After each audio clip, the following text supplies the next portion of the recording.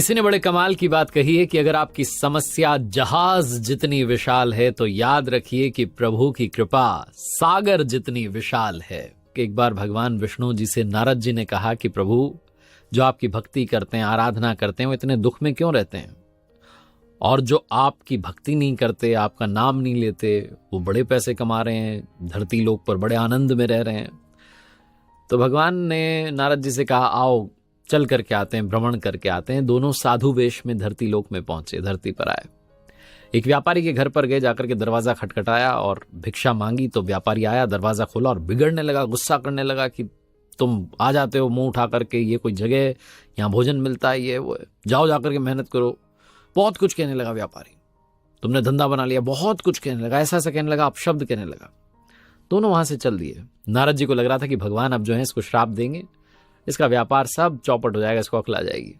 थोड़ा वहां से आगे चले तो भगवान जी ने कहा कि तुम्हें और धन मिले, तुम और प्रसन्न रहो, मस्त रहो, ऐसे ही व्यापार फलता फूलता रहे। नारद जी को समझ में नहीं आया क्या हो गया।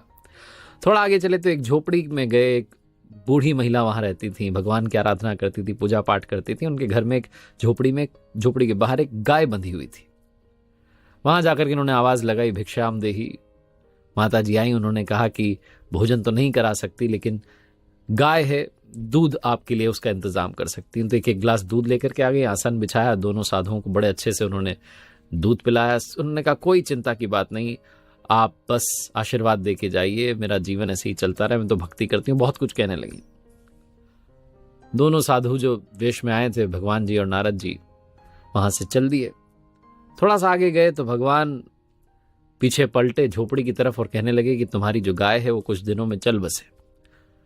इस तरीके से जैसे ही उन्होंने कहा, नारद जी सराहने गए। उन्होंने कहा आप क्या कर रहे हो, जो व्यापारी हमें गाली दे के भगा रहा है, जो हमें उल्टा सीधा कह रहा है, उसके लिए आप कह रहे हो कि उसको और पैसा मिले, और जो माता जी इतने प्रेम से हमारे उन्होंने लिए दूध का इंतजाम किया, इतने आदर से हमारा सत्कार किया, उनको आप कह रहे हो कि गाय तुम्हारी चल जाए, चल बसे।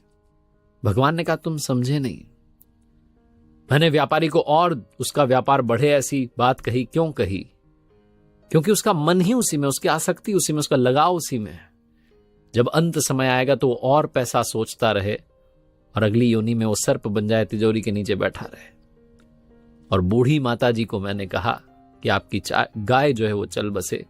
मैं नहीं चाहता कि जब वो अंत समय में पहुंचे तो गाय की चिंता करने लगें कि इस गाय को कोई ले ना जाए, इसको कोई मार ना दे।